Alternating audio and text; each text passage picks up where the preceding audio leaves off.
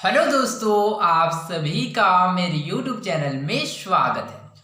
आज हम पढ़ेंगे अध्याय 6 विद्युत धारा एवं परिपथ इलेक्ट्रिक करंट एंड सर्किट का लेक्चर 11, जिसमें आज का हमारा टॉपिक है विद्युत धारा का तापीय प्रभाव, thermal effect of electric current. Okay, तो इस टॉपिक में आगे बढ़ने से पहले चलिए सबसे पहले हम लोग इसके बारे में समझने का प्रयास करते हैं कि विद्युत धारा का तापीय प्रभाव किसे कहता है। ओके, तो जैसे कि हम लोग यूजुअली इसके बारे में बात करें था, सामान्यतः बात करें तो जैसे कि हम लोग इसके नाम से स्पष्ट है तापीय प्रभाव, अर्थात विद्युत धारा का जो ताप का प्रभाव होता है उसी को ही विद्युत धारा का तापीय प्रभाव होता है। कैसे?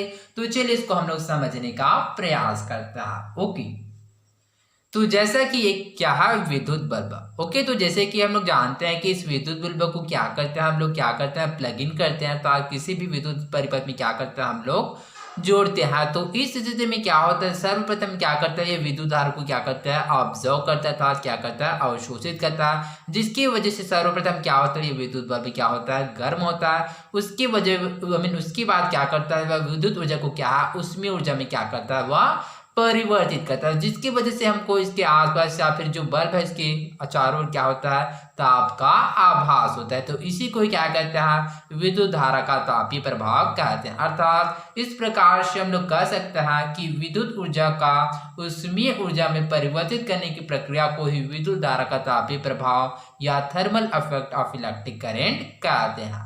ओके, तो चलिए आगे बढ़ते हैं। हम अपने दैनिक जीवन में कई ऐसे उपकरणों का उपयोग करते हैं जो विद्युत ऊर्जा से कार्य करते हैं। ओके, तो इस प्रकार से हम लोग अपने डेली बेसिस में इस प्रकार से उपकरणों का उपयोग करते हैं जो कि विद्युत ऊर्जा से कार्य करते हैं। जैसे कि यहाँ पर जैसे कि विद्युत बल्ब हो गया, ठीक इसी प्रकार से जो इस्त्री हो गया, और इसी प्रकार से बहुत सारे उपकरण हैं, इसका भी उपयोग हम लोग डेली बेसिस पर करते हैं। और कुछ समय कार्य करने के पश्चात हम इन उपकरणों के चारों तरफ ऊष्मा को महसूस कर सकते हैं। ओके, तो कुछ समय पश्चात क्या होता है, जो विद्युत में कार्य करने के पश्चात जैसे कि ये जो विद्युत बल्ब हो गया या फिर अन्य उपकरण, इसके चारों क्या होता है, हमको ऊष्मा का आभास होता है। उदाहरणतः इस्त्री, विद्युत बल्ब आदि। जैसे कि इस्त्री हो गया, अर्थात जो प्रेस करने का, जो कपड़ा प्रेस करने का जो इस्त्री हो गया, या फिर जो विद्युत बल्ब हो गया। ओके, तो ये सभी क्या होता है, वो विद्युत को क्या करता है, विद्युत ऊर्जा को क्या करता है, ऊष्मीय ऊर्जा में परिवर्तित करता है, जिसकी वजह से इसके चारों तरफ हमको ऊष्मा का अनुभव होता है। ओके, जब किसी चालक में विद्युत धारा प्रवाहित होती है तब कुछ विद्युत ऊर्जा की हानि होती है। ओके, तो स्वाभाविक सी बात है, जब किसी चालक में क्या होता है, विद्युत धारा प्रवाहित होता है, तो उसमें क्या होता है, जो विद्युत ऊर्जा क्या करता है, वह ऊष्मीय ऊर्जा में क्या करता है, परिवर्तित करता है। जो उपकरण होता है, जैसे कि विद्युत बल्ब की बात करें तो ये विद्युत बल्ब क्या करता है, जो इलेक्ट्रिक करंट होता है, जो इलेक्ट्रिक एनर्जी होता है, विद्युत ऊर्जा होता है, इसको हीट एनर्जी अर्थात ऊष्मीय ऊर्जा में क्या करता है, परिवर्तित करता है, जिसकी वजह से विद्युत ऊर्जा की हानि होता है।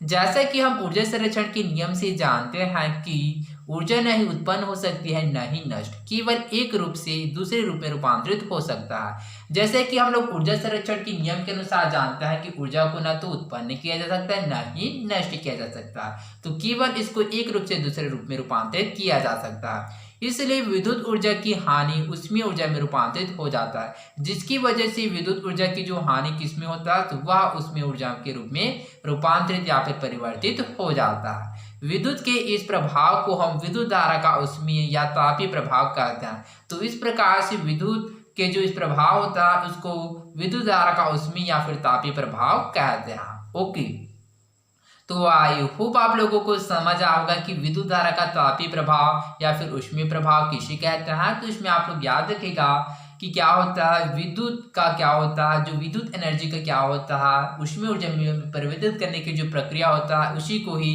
विद्युत धारा का तापीय प्रभाव या फिर विद्युत धारा का ऊष्मीय प्रभाव कहता है। ओके, तो इसके डेफिनेशन में आप लोग यहाँ से भी स्टार्ट कर सकते हैं ऊर्जा संरक्षण के नियम से। ओके, तो जैसे कि आप लोग कह सकते हैं, जैसे कि आप लोगों को पता है कि ऊर्जा संरक्षण के नियम अनुसार क्या होता है, ऊर्जा को न तो उत्पन्न किया जा सकता है न ही नष्ट किया जा सकता है, केवल एक रूप से दूसरे रूप में रूपांतरित किया जा सकता है। इसलिए विद्युत ऊर्जा की हानि या फिर इसलिए विद्युत ऊर्जा का ऊष्मीय ऊर्जा में रूपांतरित होने की प्रक्रिया को विद्युत धारा का तापीय प्रभाव या विद्युत धारा का ऊष्मीय प्रभाव कहते हैं।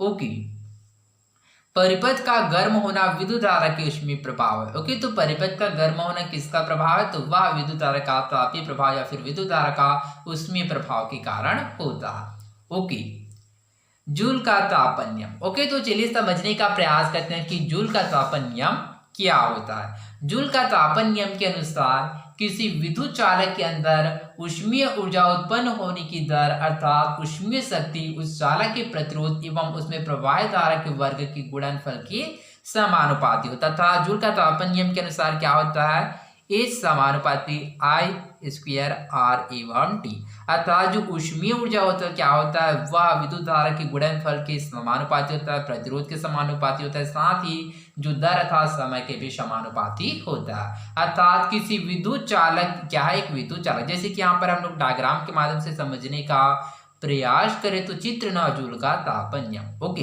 तो किसी विद्युत चालक के अंदर ऊष्मीय ऊर्जा अर्थात जो H होता है, ऊष्मीय ऊर्जा उत्पन्न करने की जो दर है वह उस चालक के प्रतिरोध एवं उसमें प्रवाहित धारा के वर्ग के गुणनफल के समानुपाती होता है। ओके, माना कि R प्रतिरोध के एक प्रतिरोधक में I धारा T सेकंड तक प्रवाहित की जाती है तथा प्रतिरोधक के सिरों के बीच विभवांतर V आरोपित किया गया है। जैसे कि यहाँ पर हम लोग देख सकते हैं कि माना कि R प्रतिरोध के एक प्रतिरोधक में I धारा T सेकंड तक प्रवाहित की जाती है। जैसे कि यहाँ पर हम लोग चित्र में ऑब्जर्व कर सकते हैं, चित्र ना जूल का तापन नियम। ओके, तो इसमें प्रवाहित होने वाली धारा क्या है? I है। ओके, तो इस धारा में क्या होता है? T सेकंड तक प्रवाहित की जाती है तथा प्रतिरोधक के बीच विभवांतर क्या है? V आरोपित किया गया है। ओके, तो इस प्रकार से हम लोग इस इमेज में देख सकते हैं, यहाँ पर प्रदर्शित है, यहाँ पर प्रतिरोध आ रहा है, इसमें प्रवाहित होने वाले विद्युत धारा I, विभवांतर V, अमीटर E एवं बैटरी, साथ यहाँ पर स्विच दर्शाया गया है। ओके, तब T सेकंड में तार में बहने वाला आवेश इक्वल धारा गुणा समय। ओके, तो आवेश अर्थात Q के क्या होता है? I गुणा T। ओके, तो I से तात्पर्य क्या होता है? विद्युत धारा, T से तात्पर्य होता है दर या फिर समय, और Q से तात्पर्य आवेश। तो इस प्रकार से हम लोग देख सकते हैं यहाँ Q इक्वल I गुणा T, समीकरण नंबर 1। विभवांतर की परिभाषा से T समय में Q आवेश को एक सिरे से दूसरे सिरे तक लाने में किया गया कार्य W इक्वल QV। ओके, तो यहाँ पर कार्य W इक्वल क्या होगा? QV। तो समीकरण नंबर 1 से Q का मान यहाँ पर दे सकते हैं I गुणा T अर्थात IT है, तब इसका मान रखते हैं तो तब W इक्वल हमको क्या प्राप्त होता है? VIT, समीकरण नंबर 2। ओके, प्रतिरोधक R में आवेश Q को एक सिरे से दूसरे सिरे तक लाने में किए गए कार्य प्रतिरोध में उत्पन्न ऊष्मा के रूप में प्रकट होता है। ओके, तो जो प्रतिरोधक R है उसमें क्या करता है? R में आवेश Q को क्या कहते हैं? Q को क्या करते हैं? एक सिरे से दूसरे सिरे, मान लीजिए यहाँ पर एक सिरा है तो यहाँ पर कोई है दूसरा सिरा। ओके, तो यहाँ पर Q जो आवेश है उसको क्या है? एक सिरे से दूसरे सिरे में क्या है? लाने में किए गए कार्य क्या है? प्रतिरोध में उत्पन्न ऊष्मा के रूप में प्रकट होता था। इसमें क्या होता है? ऊष्मा के रूप में प्रकट होता है। तब समीकरण 2 में W के स्थान पर हम लोग H लिख सकते था। H लिखने पर H इक्वल VIT। ओके, तो यहाँ पर H क्यों लिखा गया है? तो इसको आप लोग याद रखिएगा, क्योंकि H क्या होता है? Heat energy. हीट एनर्जी अर्थात क्या होता है? ऊष्मीय ऊर्जा। H से तात्पर्य क्या होता है? हीट। ओके, तो हीट अर्थात हीट एनर्जी। ओके, तो हीट एनर्जी से तात्पर्य क्या होता है? ऊष्मीय ऊर्जा। ओके, तो ऊष्मा भी क्या होता है? एक प्रकार का ऊर्जा होता है। तो इस प्रकार से हम लोग W के स्थान पर H लिखने पर H इक्वल क्या होता है? VIT, समीकरण नंबर 3। प्रतिरोधक में T समय में विद्युत धारा I द्वारा उत्पन्न ऊष्मा H equal I square RT। ओम के नियम V इक्वल I से इसे जूल का तापन नियम कहते हैं। ओके, अब यहाँ पर H equal I square RT कैसे है? तो चलिए इसको समझने का प्रयास करते हैं। जैसे कि यहाँ पर हम लोग देख सकते हैं H equal R square RT। हम लोग ओम के नियम अनुसार जानते हैं कि क्या होता है? जो विभवांतर होता है क्या होता है? I के समानुपाती होता है। ओके, तो यहाँ पर क्या होता है? जो समानुपाती के स्थान को हटाने के लिए किसका उपयोग किया जाता है? प्रतिरोध R का उपयोग किया जाता है, V इक्वल IR। ओके, तो यहाँ पर देख सकते हैं कि H इक्वल क्या है? VIT। ओके, तो चलिए यहाँ पर V की जगह पर क्या है? IR का मान रखने पर क्या होता है? जो V का मान यहाँ पर रखने पर यहाँ पर V का मान क्या है? IR। तो इस प्रकार से लिख सकते हैं IRIT।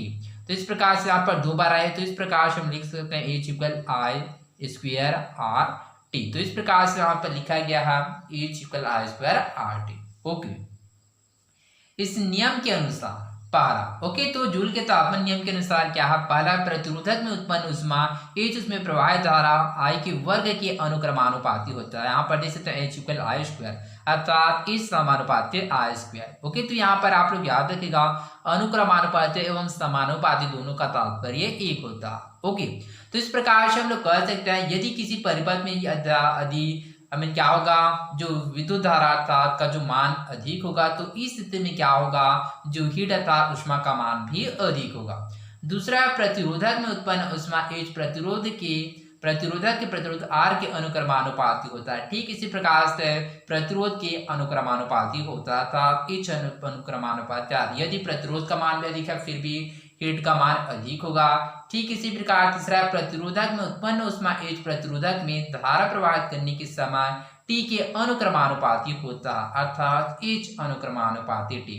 ओके, तो इस प्रकार से क्या होता है, ये समय के भी क्या होता है, अनुक्रमानुपाती होता था। जितना समय किसी भी परिपथ में क्या होगा, इलेक्ट्रिक करंट फ्लो होगा तो उतना ही ज्यादा क्या होगा, जो हीट का मान क्या होगा, वह अधिक होगा। ओके, अर्थात इस प्रकार से लिख सकते हैं H इक्वल आई स्क्वायर आर टी, अर्थात जो ऊष्मा होता है वह विद्युत धारा के वर्ग के गुणनफल के अनुक्रमानुपाती होता है, प्रतिरोध के अनुक्रमानुपाती होता है, साथ ही दर अर्थात समय के भी अनुक्रमानुपाती होता है। ओके, तो आई होप आप लोगों को समझ आएगा कि जूल का तापन नियम क्या होता है। तो इस प्रकार से हम लोग जूल का तापन नियम से कह सकते हैं किसी विद्युत चालक के अंदर ऊष्मीय ऊर्जा उत्पन्न होने की दर उस चालक के प्रतिरोध एवं उसमें प्रवाहित धारा के वर्ग के गुणनफल के समानुपाती या फिर अनुक्रमानुपाती होता है। ओके, तो चलिए इसको हम लोग सिंपल वे में क्या समझने का प्रयास करें। ओके, तो इसको हम लोग किस प्रकार से याद कर सकते हैं। ओके, तो मान लेते हैं ये क्या एक बल्ब है जो कि क्या है, विद्युत परिपथ अर्थात विद्युत धारा से क्या है, प्लग इन अर्थात जुड़ा हुआ है। ओके, तो स्वाभाविक सी बात है जब इसमें क्या करते हैं हम लोग विद्युत धारा प्रवाहित करते हैं तो जितना ज्यादा हम लोग विद्युत धारा प्रवाहित करेंगे तो इसमें से क्या होगा, उतना ही ज्यादा हीट अर्थात ऊष्मा क्या होगा, उत्पन्न होगा। तो इस प्रकार से हम लोग कह सकते हैं कि क्या होता है, H समानुपाती आई स्क्वायर। ओके, और इसका प्रतिरोध जितना अधिक होगा, ओके, तो जिस स्विच से क्या होगा, ये प्लग इन होगा तो उसमें का जो प्रतिरोध से क्या होगा, जितना प्रतिरोध अधिक होगा उतना ही क्या होगा, इसका जो हीट का मान भी अधिक होगा। ठीक इसी प्रकार से जितना समय तक हम लोग इसको क्या रहे हैं, हीट दे रहे हैं, अर्थात जितना समय तक क्या दे रहे हैं हम लोग को इसको इलेक्ट्रिक एनर्जी दे रहे हैं अर्थात विद्युत ऊर्जा दे रहा है, तब तक क्या होगा, इसमें क्या होगा, जो हीट का मान भी अधिक होगा। तो इस प्रकार से हम लोग कह सकते हैं यह प्रवाहित होने वाली धारा की गुणनफल अर्थात आई स्क्वायर, प्रतिरोध R एवं समय T तीनों के अनुक्रमानुपाती होता है। ओके, तो आई होप आप लोगों को समझ आ होगा। तो आज के लिए बस इतना ही, मिलते हैं अगले वीडियो में, धन्यवाद।